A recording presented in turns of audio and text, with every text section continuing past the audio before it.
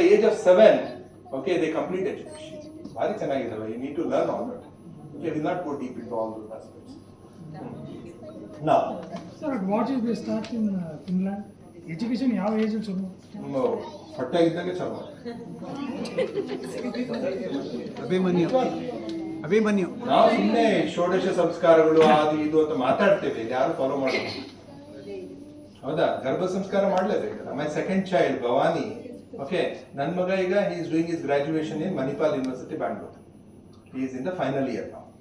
My daughter is 4th standard. ಹಿಂಗೆ ಹೇಳಿದ ತಕ್ಷಣ ನೀವು ಪ್ರಶ್ನೆ ಕೇಳ್ತೀವಿ, ಬಹಳ ಗ್ಯಾಪ್ ಬಟ್ ಅದನ್ನು ನಿಮ್ಗೆ ಕೇಳೇ ಮಾಡ್ಬೇಕಲ್ಲ. ನಿಮ್ಗೆಲ್ಲ ಲೆಕ್ಕ ಬರ್ದು ಹಿಂಗಾಗಿದೆ, ಅದಕ್ಕೆ ಇನ್ನೊಂದು ಮಗು ಮಾಡ್ಬೇಕಂತ ಮಾಡಿದ್ದೇನೆ, ನಿಮ್ಮ ಸಲಹೆ ಸೂಚನೆ ಇದೇ ಪ್ರಾಬ್ಲಮ್. ಸೊಸೈಟಿ ಇದೇ ಪ್ರಾಬ್ಲಮ್. ಎಲ್ಲಾನು ನಾನು ಕೇಳ್ತಾರೆ, ನಿಮ್ಮ ಮಗಳು ಅಂದ್ರೆ ಅಂತ ಕೇಳ್ತಾಳೆ. ಹೌದ್ರಿ ನನ್ನ ಮಗಳ, ಮತ್ ಮಗಾರಿ ಅನ್ಕೊಳ್ಳಿ, ಇಲ್ಲ ಅವ್ರು ಡಿಗ್ರಿ ಅಷ್ಟೇ ಬಿಟ್ಟರು ಪ್ರಾಬ್ಲಮ್ ಸಮಾಜ. So me and Pratibha, because we are spiritually connected, we have a spiritual guru, we are blessed, we do some yoga and all, okay, all meditation. We are into the process because we are blessed doing that. So then we decided, Indian culture, Shodesha Samskara, Garbha Samskara. Yake, why not we bring one more child to the earth, okay, through samskaras. So we followed it for 2 years. My wife has put that online. Online ನಲ್ಲಿ ಗರ್ಭ ಸಂಸ್ಕಾರದ ಬಗ್ಗೆ there is a small course, you can do that also, provided you are interested. ನೀವೆಲ್ಲ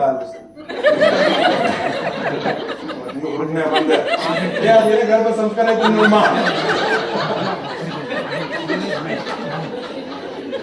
ಬಹಳ ತ್ರಾಸ ಆಗ್ತಿದೆ. If you are thinking of the second child or third child, whatever. So then we went through 2 years process. 1 year before conceiving, then conceive, then 1 year after conceiving. Okay, 9 months, 9 days. Then the child comes out. So Bhavani is excellent today. She, if you give her this video, then she will say, Papa, you should not have said this, you should not say this. Innella clear ಮಾಡ್ತಾಳೆ. She has learned now German ಕಲಿತಾ ಇದ್ದಾಳೆ, 4th standard. She will do like extraordinary. Children will become extraordinary. And then start ಆಗಬೇಕು actually. But today we don't have that. Like ಸುಮ್ಮನೆ ಆಯ್ತು ಅವಳು ಹೆಂಡತಿ ಹೇಳಿದಾಗ ಗೊತ್ತಾಗ್ತದೆ ಇಲ್ರಿ ಅಕ್ಕಿ ಬಂದು ಹೇಳ್ತಾರೆ ಹಾಗೆ ಯಾವಾಗ ಗೊತ್ತೇ ಇರೋದಿಲ್ಲ ಅವ್ನಿಗೆ, right? So you need to really plan for it. ಅದೆಲ್ಲ ಅದೇ ವರ್ಕ್ ಆನ್ ದಿಸ್. 7 years ನಲ್ಲಿ they identify this is the child. ಇವನ್ ಇದೇ ಸ್ವಧರ್ಮ, ಇದೇ ಸ್ವಭಾವ, ಎರಡು ಇರ್ತವೆ, ಸ್ವಧರ್ಮ ಮತ್ತು ಸ್ವಭಾವ.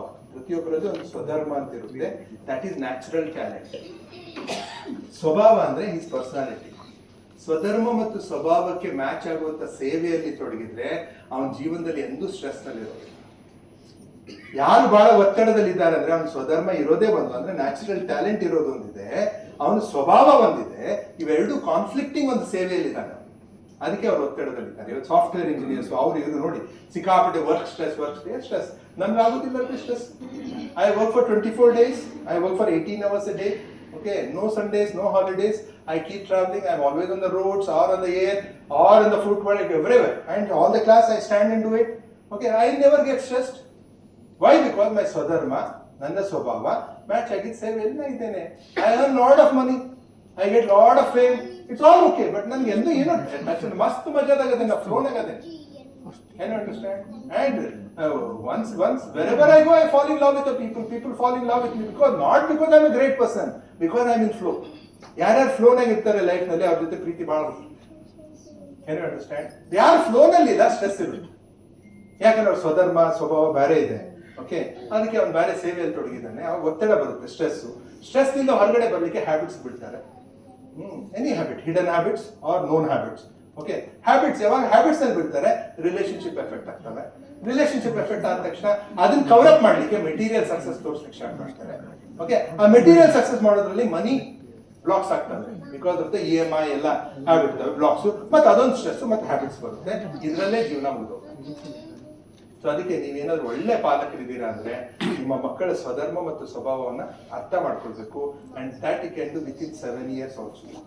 ಇಫ್ ನಾಟ್ ಆಗಿಲ್ಲ ಅಂದ್ರೆ then they have to go through the test. I have a programme mission Swadharma ಅಂತ ಹೇಳಿ, ಕರಿಯರ್ ಕ್ವೆಸ್ಟ್ ಅಂತ ಹೇಳಿ ಆನ್ಲೈನ್ ನಲ್ಲಿ. If you go to my website and all you can see, ಅಲ್ಲಿ they can write psychometric test. Okay, self ಒಂದು ನೋಡ್ಕೊಳ್ಬೇಕು. Then ಒಂದು 7 to 8 psychometric tests they will write. Okay, then ancient wisdom also. I also use astrology, numerology, and Vedic personality test to complete this. So 14 tests ಆಗ್ತವೆ, ಅದರಲ್ಲಿ ಅವ್ರ ಸ್ವಧರ್ಮ ಮತ್ತು ಸ್ವಭಾವ ಕಂಡುಹಿಡ್ಕೊಂಡು ಈ ಸೇವೆ ಮಾಡಿದ್ರೆ will be the fantastic boy, will enjoy ಅಂತಂದಾಗ ಅದ್ರ ಪ್ರಕಾರ ನೀವು ಎಜುಕೇಶನ್ ಹೋಗ್ಬೋದು. That is what. ಬಟ್ ಇವತ್ತು ಅದು ಆಗ್ಲಾರ್ದಕ್ಕೆ ಪೇರೆಂಟ್ಸ್ ಜಾಗ್ರತೆ ಇರ್ಲಾರ್ದಕ್ಕೆ children are going to wrong fits. ಅದಕ್ಕೆ they commit suicide. Yeah. So wake up. There are so many things I can tell you for the whole day. But wake up. First wake up. ಗೊತ್ತಾಯ್ತಾ? ನೋಡೋ ದೃಷ್ಟಿ change ಮಾಡ್ರೆ ಅವಾಗ ನಿಮ್ಮ ದೃಷ್ಟಿ change ಆಗುತ್ತೆ. ಮಕ್ಕಳಲ್ಲಿ ಏನು ಬದಲಾವಣೆ ಬರೋದು ಬೇಕಾಗಿಲ್ಲ, ನೀವು ನೋಡೋದು ಚೇಂಜ್ ಆಗುತ್ತೆ. Can you understand? Okay. Now there are 4 types of parents. 4. ಗೊತ್ತಾಯ್ತಾ? ನೀವು ಯಾವ ಟೈಪ್ ಇದ್ದೀರಾ ಅದು ನೋಡ್ಕೋಬೇಕೀಗ. Okay. The first type is mosquito. First type is fly. Fly ಅಂದ್ರೆ ಏನು?